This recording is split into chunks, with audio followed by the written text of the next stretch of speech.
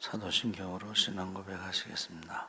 전능하사 천지를 만드신 하나님 아버지를 내가 믿사오며 그 외아들 우리 주 예수 그리스도를 믿사오니 이는 성령으로 잉태하사 동정녀 마리아에게 나시고 본디오 빌라도에게 고난을 받으사 십자가에 못 박혀 죽으시고 장사한 지 사흘 만에 죽은 자 가운데서 다시 살아나시며 하늘에 오르사 전능하신 하나님 우편에 앉아 계시다가 저희로서 산 자와 죽은 자를 심판하러 오시리라.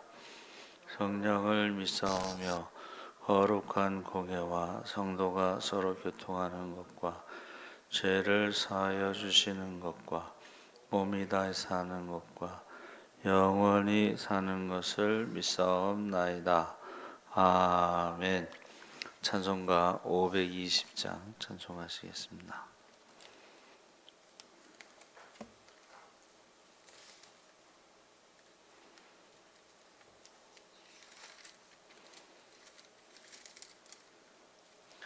찬송가 520장 찬송하시겠습니다. 듣는 사람마다 복음 전하여 복스러운 소식 두루 퍼치세. 모든 사람에게 전할 소식은 어느 누구나 오라. 어느 누구나 주께 나오라. 어서 와서 주의 말씀 들으라. 하늘아버지가 오라 하시니 어느 누구나 오라. 오는 사람들은 지체 말고서 문 열었을 때에 들어오시오. 생명길은 오직 구주 예수님. 어느 누구나 오라. 어느 누구나 주께 나오라. 어서 와서 주의 말씀 들으라. 하늘아버지가 오라 하시니 어느 누구나 오라. 언약하신 대로 이룰 것이니 누구든지 언약 받을 수 있네. 받은 사람에게 생명이로다. 어느 누구나 오라. 어느 누구나 주께 나오라. 어서 와서 주의 말씀 들으라. 하늘아버지가 오라 하시니 어느 누구나 오라. 아멘. 하나님의 말씀 마태복음 28장 16절에서 20절까지 말씀을 보겠습니다. 신약성경 52쪽에 있습니다.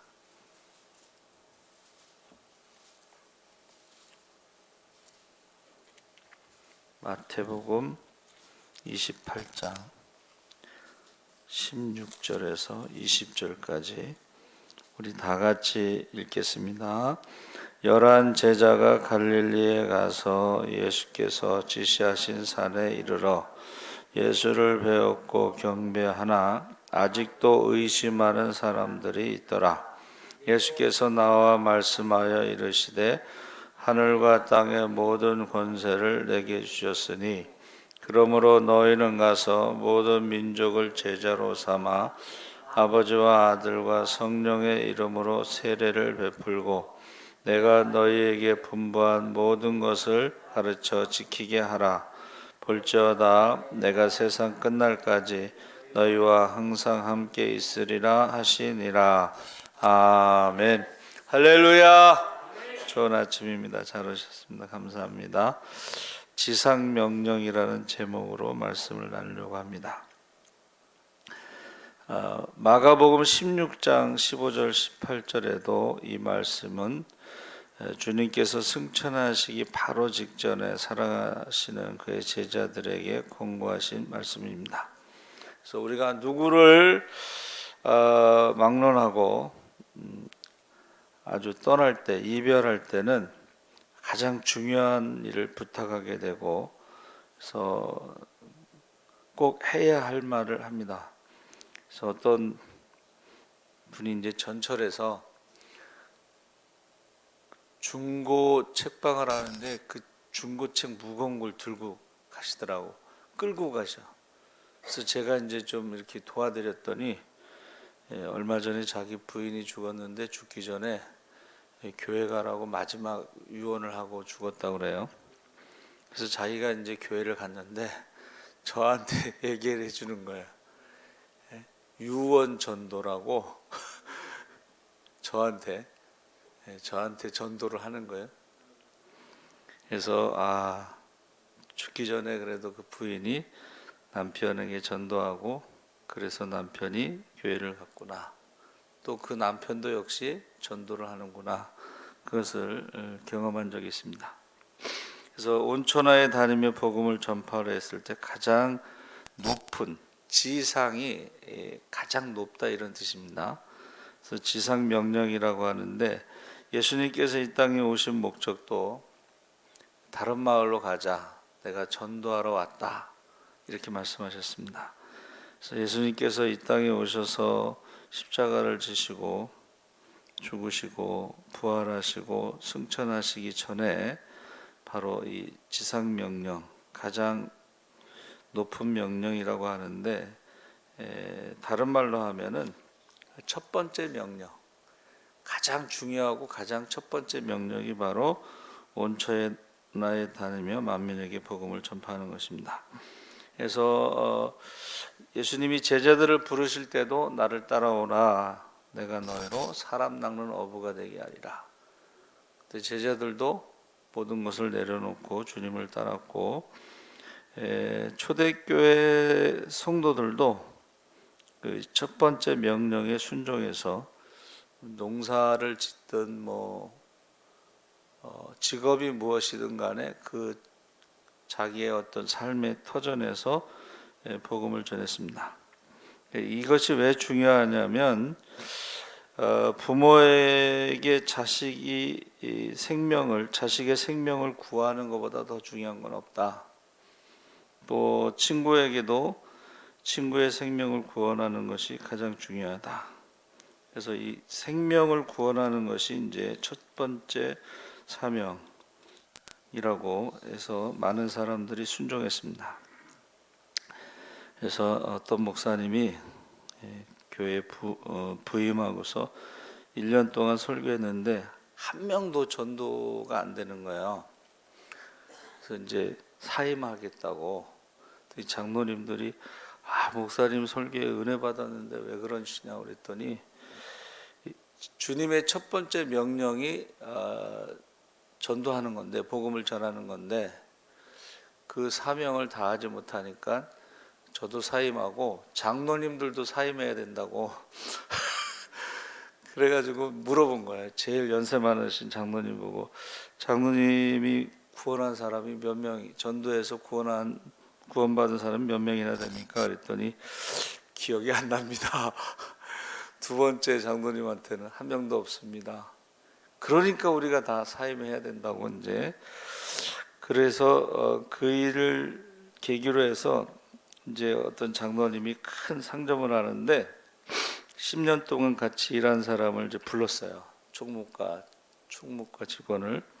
그래서 내가 참 미안한 말인데 10년 동안 같이 일하면서 많은 얘기를 했지만 당신의 영혼에 대해서는 한마디도 못해서 미안하다. 이 장로로 이름을 가지고 부끄럽다 하면서 온천하를 얻고도 제 생명을 잃으면 아무것도 소용이 없다. 이렇게 우리가 장사하면서 돈 벌면 뭘 하냐. 그래서 영혼 구원에 대해서 이제 복음을 전했습니다. 그래서 어렸을 때는 교회 다녔는데 지금 신앙생활을 못 하고 있습니다. 그리고 나서 이제 그가 다시 신앙생활을 할 수 있도록 인도하기 시작하면서부터 그 교회가 부흥됐다고 하는 것입니다. 요한복음 4장 35절에 눈을 들어 밭을 보라 곡식이 이거 이미 휘어졌느니라. 지금 우리가요 한경지 목사님이 이제 북쪽에서 내려오신 분들 중심으로 이제 영락교회가 시작됐는데 그때 그 설교를요 54년 1월 31일 날 설교가 뭐냐면 우리나라에 추수할 영혼이 많다. 다시 말하면 우리가 일제 36년 또 6.25를 겪으면서 지금 얼마나 많은 사람들이 이 복음이 필요하냐, 그들에게 희망을 줄 수 있는 그런 복음이 필요하다, 이런 설교를 하셨어요. 그러면서 뭐라고 말씀하셨냐면 이 민족에게 희망을 주고 소망을 주고 생명을 줄 수 있는 것은 기독교다. 그러면서 수고하고 무거운 짐진 자들아 다 내게로 오라, 내가 너희를 편히 쉬게 하리라. 이것이 바로 우리 민족을 향해서 부르짖는 주님의 말씀이 아니냐. 그래서 세계의 모든 사람들을 볼 때에 바로 이 기독교의 복음이 들어갔을 때에 그들이 잘 살게 됐다. 기독교의 복음이 들어가서 잘 살게 되는 이유는 이 직업에 대한 소명이 기독교에는 있다는 거예요. 그러니까 하나님이 나를 이 직업으로 부르셨다. 그러니까 이 말은 뭐냐면 직업에 귀천이 없다는 거예요. 우리 유교 사회는 이제 양반 쌍놈 따지고 산홍 행상 뭐 해가지고 이렇게 따졌잖아요. 그런데 기독교는 그게 아니에요. 모든 직업에는 하나님의 부르심이 있다. 그래서 기독교 국가가 잘 살 수밖에 없는 거예요. 그러니까 지금 3D 업종이라는 말이 기독교에는 없습니다, 사실은. 하나님이 그 직업으로 우리를 부르셨기 때문에. 근데 지금 3D 업종을 따지는 것은 기독교의 직업관이 아니라는 것입니다. 그래서 우리가 오징어 게임이 뭐냐고 누가 물어보시더라고. 오징어 게임이 뭐냐면 빚진 자들이 456명이 그 상금을 걸고 게임을 해서 살아남는 사람이 그 상금을 갖는데 다른 사람이 다 죽어야지 456억을 자기가 갖는 거예요. 생존 게임이라고 부르는데 문제는 어떤 외국에서 한국의 현실을 지금 생존 게임에 들어간 한국의 현실을 보여주는 것이다 그랬는데 문제는 이게 한국에서만 이게 인기가 있는 게 아니라 전 세계에서 오징어 게임이 인기가 있어요. 지금 난리가 났어요. 그 말은 뭐예요? 전 세계 사람들이 코로나로 인해서 생존 게임이 들어갔다는 거예요. 그때에 우리가 바로 복음을 전할 수 있는 휘어져 추수될 영혼들이 많다는 것을 지금 보여주는 것입니다. 기독교가 그래서 우리 6.25가 이제 53년에 끝나고 54년 1월 31일 날 한경진 목사님 설교가 뭐냐면 우리나라는 공산주의와 싸워야 하기 때문에 군대에 군목을 두어야 된다. 그랬더니 어떤 사람이 종교의 자유가 있는데 왜 군목만 두냐? 불교도 그 군승제도를 두자. 그랬더니 어떤 사람이 반대한 거야. 뭐라고 반대했냐면 우리는 공산주의와 싸워야 되는 그러한 종교가 필요하지 유신론, 무신론에 대적하는 유신론이 필요하지 불교는 무신론이라는 거예요. 여러분 그 불교는 철학입니다. 거기는 신이라는 개념이 없어요. 그러니까는 무신론을 가지고 공산주의와 싸울 수 없으니까 기독교 유신론을 가지고 공산주의와 싸워야 된다. 두 번째는 도덕적으로 전쟁이 끝나고 나서 도덕적으로 굉장히 타락한 상태인데, 이 도덕적으로 중생의 말씀을 전할 수 있는 종교는 회개하라, 이 중생의 말씀을 전할 수 있는 종교는 기독교밖에 없다는 거예요. 왜 그러냐면은 불교의 철학은 상황윤리예요. 그게 무슨 말이냐면 그때그때 다르다는 거, 기준이. 그래서 보세요. 스님, 곡차 드시죠? 그러면 곡차가 뭐예요? 술이잖아. 그러니까 똑같은 술인데 곡차라고 그러면 마실 수 있는 거예요. 이게 상황윤리예요. 스님, 도끼나물 드시죠? 도끼나물이 고기예요, 고기. 근데 스님, 고기 드시죠? 그러면 안 먹는다는 거예요. 그런데 도끼나물 드시죠? 그러면 먹는다는 거예요. 상황윤리를 가지고는 도덕적인 것을 회복할 수 없다는 거예요. 그게 기독교만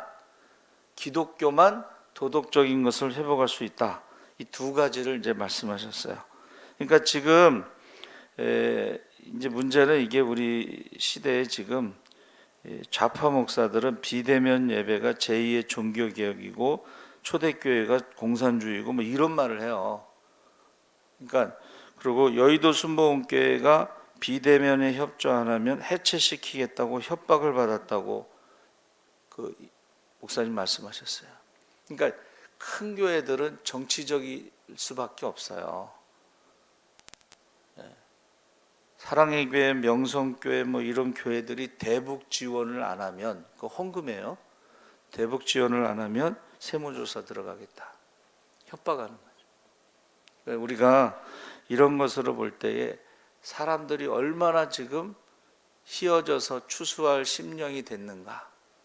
오징어 게임, 목숨 걸고 어떻게 그거 게임해 갖고 상금 받아 가지고 빚진 거 해결하려고 하는 게 우리나라뿐만이 아니라 전 세계 사람들이 다 똑같다는 거예요. 그래서 마태복음 16장 3절에 보면 너희는 저녁에 하늘이 붉으면 내일은 날이 개이겠다고 말하고 아침에 하늘이 붉고 날이 흐리게 되면 오늘 날이 굳겠다고 말하지 않느냐. 시대의 징조를 살펴보더라도 하나님의 경륜이 어떤 방면으로 흘러가는가. 자, 경륜은 하나님의 계획이라고 그랬죠. 왜 일본도 아니고 중국도 아니고, 원래 중국 선교가 가장 빨리 시작됐습니다. 땅덩어리가 크고. 그래서 아펜젤러 언더우드 목사님도 원래 중국 선교를 준비하던 분인데 하나님의 음성을 듣는 거예요. 코리아. 그 당시에는 코리아가 어디 있는지도 몰라. 그래서 하나님의 음성을 듣고 중국 선교를 준비하다가 지구본에서 찾아가지고 겨우 찾은 게 코리아야. 여러분, 우리나라가 세계 사람들이 잘 모르는데 88 올림픽 때 그때 알려졌어요. 그러니까 우리나라가 세계적으로 알려진 게 얼마 안 돼요. 88 올림픽 때 알려졌어요. 그 다음에 이제 2002년 월드컵 때. 그래서 그 전에는 코리아를 몰랐어, 사람들이. 그리고 조용기 목사님을 알았어요. 바울. 조용기 목사님이 하도 저 국내에서 장로교한테 핍박을 많이 받았어요. 맨날 아브라함 얘기만 한다고 핍박을 많이 받아서 해외로 나가서, 해외에서도 유명하고 코리아를 모르고 폴조를 알았어요. 그러니까 우리나라가 그런 나라였는데 하나님께서 하나님의 경륜 가운데 우리나라가 복음이 들어오면서 기독교 국가가 됐는데, 기독교 국가가 된 것도요, 선교사가 들어오기 전에 이미 성경이 번역되고 세례받을 교인들이 있어서 선교사가 들어와서 세례받을 준비가 된 나라는 우리나라밖에 없어요. 우리나라가 선교사들이 들어와서 전도한 게 아니고 이미 전도자들에 의해서 신자들이 있었어요. 자, 그런데 그 신자들이요, 보세요. 권서인이라고 그래서 성경을 팔면서 전도하는 사람이 있었어요. 이거 굉장한 거예요. 우리나라는 특별히. 그래서 하나님의 경륜이 뭐예요? 하나님이 우리나라를 기독교 국가로 만들어서 그 다음에 두 번째 하나님의 경륜은 뭐냐면은 마지막 때에 제사장의 나라로 복음을 전파하게끔 쓰시려고 하시는구나. 그래서 보세요.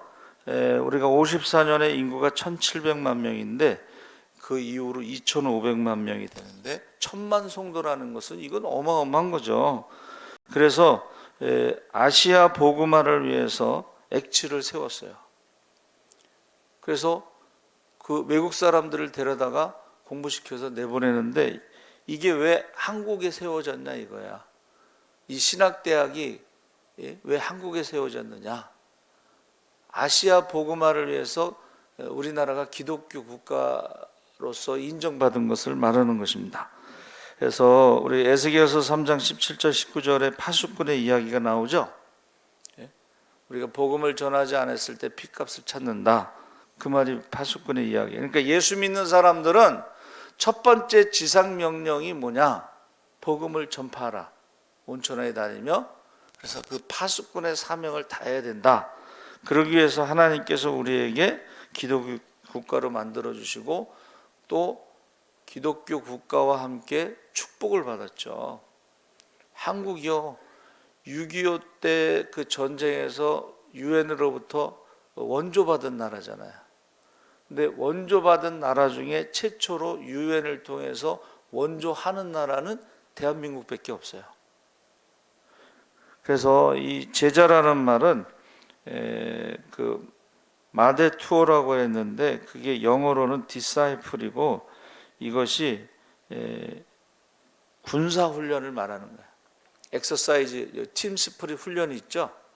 그게 군사 훈련. 그러니까 우리가 지금 제자가 된다는 것은 온천하에 다니며 만민에게 복음을 전한다는 것은 영적인 싸움의 군사 훈련을 받는 거와 똑같은 거예요. 그러니까 우리나라 사람 새벽기도 이거 전 세계 우리나라밖에 없죠. 심야 철야기도 그 전에 철야기도 지금은 심야기도 철야기도도 우리나라밖에 없어요. 수요기도 우리나라밖에 없어요. 저녁 성경통도 예수 사람에게밖에 없어요. 근데 보세요. 한국의 선교사들이 가서 똑같이 그 나라에 가서 새벽 기도해. 그러니까 유럽에 간 어떤 여자 선교사님은 새벽 기도, 철야 기도, 수요 기도, 저녁 성경 통독 기도 뭐 그러니까 그 유럽 교회가 죽었던 교회가 살아나더라는 거예요. 할렐루야. 지금 세계에서 제일 큰 교회는 여의도 순복음교회가 아니고 브라질에 있는 교회 100만이 넘는다 그래. 그 교회가 어떻게 세워졌느냐? 오산이 기도원에 와서 기도하는데 조영기 목사님이 성화 봉송하는 것처럼 막 뛰어오더니 그거를 자기한테 주더래. 그래가지고 그걸 가지고 가서 브라질에 가서 똑같이 한 거야. 우리나라 새벽기도, 철야기도. 근데 100만이 모이는 교회로 성장한 거야. 그러니까 우리가 이 제자라고 하는 것은 영적인 싸움의 군사훈련이고 히브리어 탈무드 있죠. 그 탈무드가 탈미드라는 제자에서 나온 건데 배우다 뭐 이런 뜻이에요. 라마드. 그런데 그 중요한 게 뭐냐면 십자가를 지는 것을 배우는 게 제자예요. 날마다 자기를 부인하고 십자가를 지고 주님을 따르는 게 제자예요. 많은 사람들이 어떻게 해요? 십자가를 지지 않고 주님을 따르지 않고 자기를 부인하지 않고 그러면서 그냥 제자가 아닌 그냥 교회 다니는 사람으로 그것을 이제 선데이 크리스찬 성전의 뜰만 밟고 왔다 갔다 하는. 그래서 저와 여러분이 이 첫 번째 명령, 가장 높은 명령, 지상 명령, 온 천하에 다니며 만민에게 복음을 전파라는 이 명령을 예루살렘, 유다, 사마리아, 땅끝 이것을 순종하는 사람들에 의해서 오늘날 전 세계가 지금 복음을 듣고 있다. 그래서 땅끝까지 복음이 전파되는 후에 주님이 오신다고 그랬죠. 근데 거의 지금 땅끝까지 복음이 전파됐다고 보는 것이 이제는 인공위성을 통해서 여러분 유튜브 아시죠?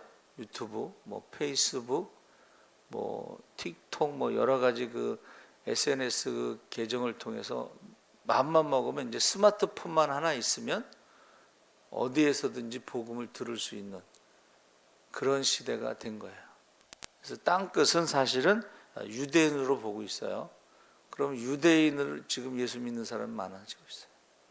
그래서 주님 오실 때가 됐다 하는 것을 우리가 느낄 수가 있어요. 그래서 우리는 마지막 때에 쓰임받는 왕같은 제사장의 나라로, 거룩한 나라로, 하나님의 소유된 백성으로, 택하신 족속으로, 하나님이 왜 이 동남아시아의 이 우상 국가 가운데 한국만 유일하게 기독교 국가로, 십자가로, 뭐 누구는 뭐 남산에 올라가면 밤에 뭐 빨간 십자가밖에 안 보인다고 그랬는데, 그걸 부정적으로 보는 사람도 있지만은 왜 하나님이 그렇게 하셨느냐? 마지막 때에 우리가 복음의 파수꾼 쓰임 받도록 우리를 부르신 줄 믿습니다. 아멘. 살아계신 하나님 아버지 감사합니다. 이제 우리가 주님의 지상 명령을 순종할 수 있게 하시고, 아버지 하나님, 우리가 무엇을 하든지 첫째가 복음을 전하는 게 되게 하여 주옵소서. 먼저 그의 나라와 그 일을 구할 때 모든 것을 더하여 주실 줄 믿습니다. 감사하며 예수님의 이름으로 기도합나이다. 아멘. 하늘에 계신 우리 아버지여, 이름이 거룩히 여김을 받으시오며 나라의 마옵시며 뜻이 하늘에서 이룬 것 같이 땅에서도 이루어지이다. 오늘날 우리에게 일용할 양식을 주옵시고, 우리가 우리에게 죄 지은 자를 사하여 준 것 같이 우리 죄를 사하여 주옵시고, 우리를 시험에 들게 하지 마옵시고